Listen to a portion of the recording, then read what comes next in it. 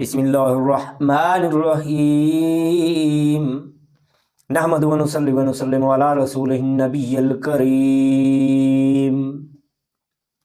الصلاۃ والسلام علیکہ یا سیدی یا نبی یا رسول اللہ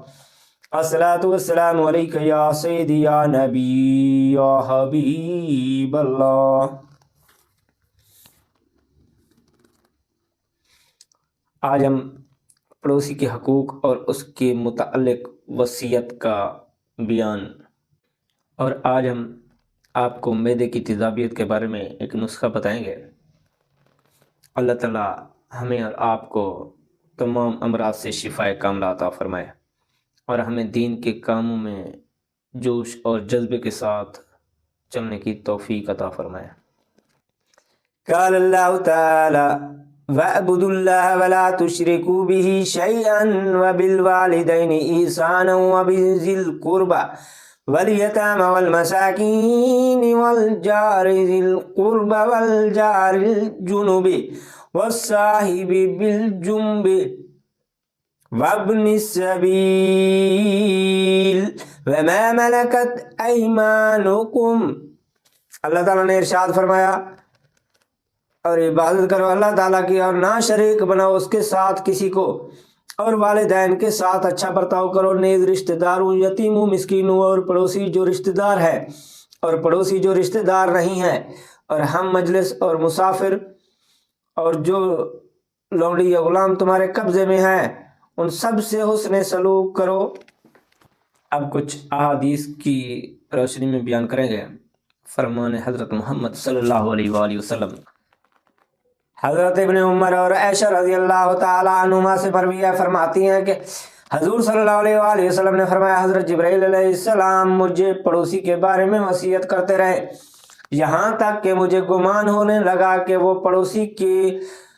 کو وراثت کا حقدار نہ بنا دیں۔ اتنی بار حضرت جبرائیل علیہ السلام نبی پاک صلی اللہ علیہ وآلہ وسلم کے پاس آئے اور وصیت اور پڑوسی کے حقوق کے بارے میں زور دیا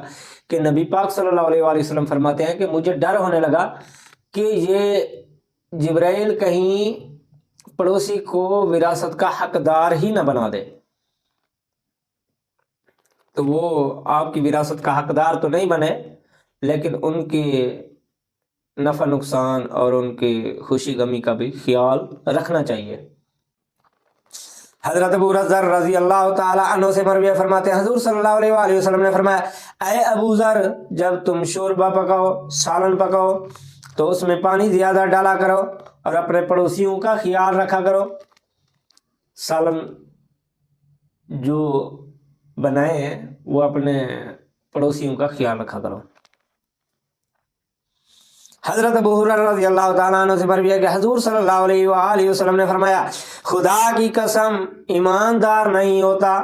خدا کی قسم ایماندار نہیں ہوتا، خدا کی قسم ایماندار نہیں ہوتا۔ عرض کیا گیا، یا رسول اللہ صلی اللہ علیہ وآلہ وسلم، کون؟ فرمایا، جن کی شرارتوں سے اس کے پڑوسی محفوظ نہ ہوں۔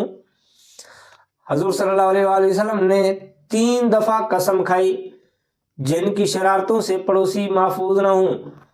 وہ کبھی ایماندار نہیں ہو سکتا، کبھی مسلمان نہیں ہو سکتا، کبھی جنت کا حقدار نہیں ہو سکتا۔ آج کل ایک بندے کے پاس پیسہ زیادہ آ جائے یا اس کی کوئی تھوڑی سی بڑے بندوں سے سلام دعا ہو جائے تو وہ اتنا بڑا بدماش بن جاتا ہے کہ اس کے قریبی ہمسائے رشتہ دار اس سے تنگ آ جاتے ہیں، اس کے کرتوتوں سے، اس کی شرارتوں سے،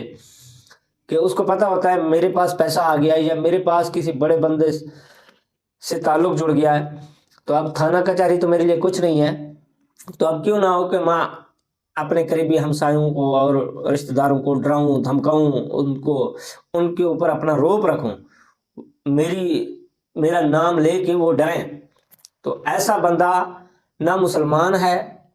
نہ اس میں انسانیت ہے، نہ اس میں پہ اللہ اور اس کا رسول راضی ہے، نہ وہ جنت کی خوشبو تک پہنچے گا، خوشبو تک بھی نہیں پہنچے گا۔ جنت میں جانا تو دور کی بات ہے، 1000 سال دور تک جنت کی خوشبو جائے گی، اس خوشبو تک بھی وہ نہیں پہنچ سکتا۔ کوشش کیا کریں میرے مسلمان بھائیوں اور بہنوں کہ پڑوسی کے بھی تعلقات حقوق ہوتے ہیں، ان سے اچھے طریقے سے برتاؤ کیا کریں، ان کے حقوق کا خیال رکھا کریں۔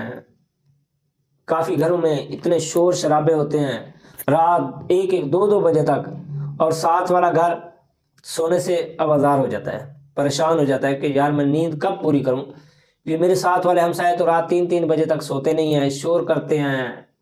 جیسے شہروں میں ہوتا ہے 7-7 گھر ہوتے ہیں، تو ایک ہمسائے کے جو کرتوت ہوتے ہیں وہ دوسرے ہمسائے کو بھی بھگتنے پڑتے ہیں،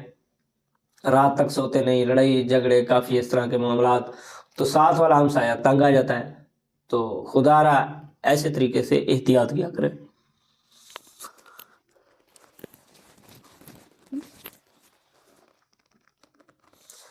حضرت ابو ہریرہ رضی اللہ تعالیٰ عنہ سے مروی ہے، فرماتے ہیں کہ حضور صلی اللہ علیہ وآلہ وسلم نے فرمایا، اے مسلمان عورتوں، کوئی پڑوسن کسی پڑوسن کے لیے کسی چیز کو حقیر نہ سمجھے، خواہ وہ بکری کا کھر ہی کیوں نہ ہو۔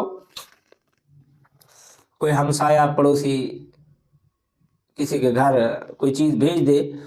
تو اس کو حقیر نہ سمجھو، اس کے سامنے اس کی بےزتی نہ کرو کہ ہم تو آپ کا کھانا کھاتے نہیں، آپ کیوں لے کے آئے ہمارے گھر، یہ لے جاؤ، یہ کسی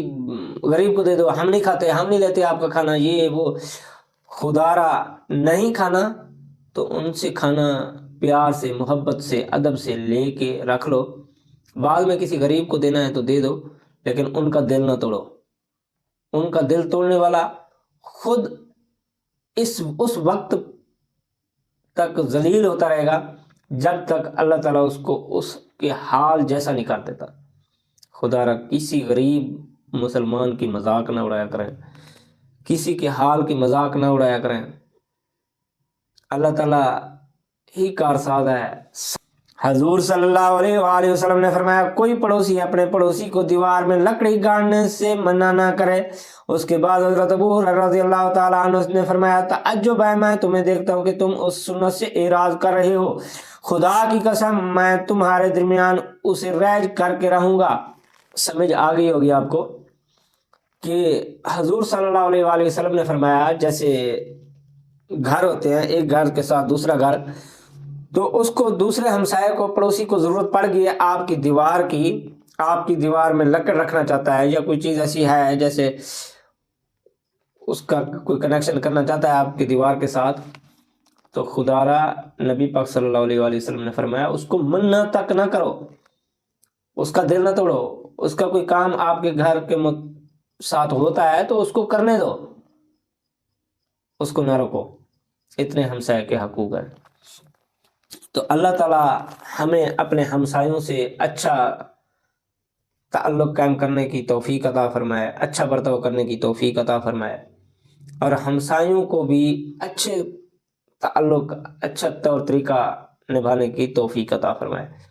اللہ تعالیٰ ہمیں نبی پاک صلی اللہ علیہ وآلہ وسلم کے فرمان کے مطابق چلنے کی توفیق عطا فرمائے۔ تو آج کے بعد جو لوگ دور دور سے اپنے رشتہ داروں کو بلا کے ان کی اچھی سے اچھی خاطرداری کرتے ہیں، اچھے اچھے کھانے، اچھے، اور ساتھ ہمسایوں کا خیال تک نہیں رکھتے، تو خدا را ایسی برائی سے بچیں۔ پہلے اپنے قریبی رشتہ دار، ہمسائے، ان کا خیال رکھیں، جو آپ کے قریب ساتھ ساتھ رہتے ہیں، ان کا حال دیکھیں، ان کے کھانا پینا کا تھوڑا سا غور و فکر کریں کہ وہ کچھ کھا پی بھی رہے ہیں یا ایسے بھوکے سو جاتے ہیں، تو خدا را ان کا خیال رکھیں۔ بعد میں اپنے دور کے جو رشتہ دار ہوتے ہیں ان کا بھی خیال رکھیں، اپنی مطلب اپنے رشتہ داروں میں اپنا آپ دکھانے کے لیے بھی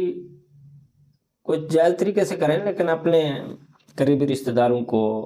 اپنے ہمسایوں کا خیال رکھیں۔ تو اب ہم آپ نسخے کی طرف آتے ہیں۔ نسخہ یہ ہے، جس کے معدے میں تیزابیت، جلن اور بہت پریشان رہتا ہے، گیس رہتی ہے، گیس کی وجہ سے سر میں درد اور بہت مشکل میں ہوتا ہے، تو اس کے لیے یہ ایک نسخہ ہے اور بہت مجرب نسخہ ہے۔ وہ نسخہ یہ ہے کہ 50 گرام سونف، 50 گرام زیرہ اور 50 گرام ہی انار دانہ، یہ تینوں چیزیں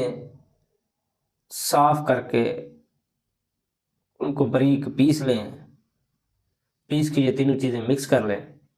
اور مکس کر کے اپنے گھر میں رکھ لیں۔ سردی ہے تو ایسے پانی میں مکس کر کے اس کو ایک چائے والی چھوٹی چمچی 1 گلاس پانی میں مکس کر کے خالی پیٹ پی لیا کریں۔ سردی ہے تو اس کو تھوڑا سا نیم گرم کر کے وہ پی لیا کریں، انشاءاللہ آپ کی معدے کی تیزابیت، جلن وغیرہ سب ختم ہو جائے گی۔ آپ کا معدہ کام کرنا بھی شروع کر دے گا اور خون بنانا بھی شروع کر دے گا انشاءاللہ۔ اللہ تعالیٰ ہمیں اور آپ کو تمام پریشانیوں سے، مشکلات سے نجات دے۔ اللہ تعالیٰ تمام مسلمانوں پر اپنا خاص کرم، فضل اور رحم فرمائے۔ صلی اللہ علیہ حبیبی سیدنا محمد صلی اللہ علیہ وآلہ وسلم۔ السلام علیکم۔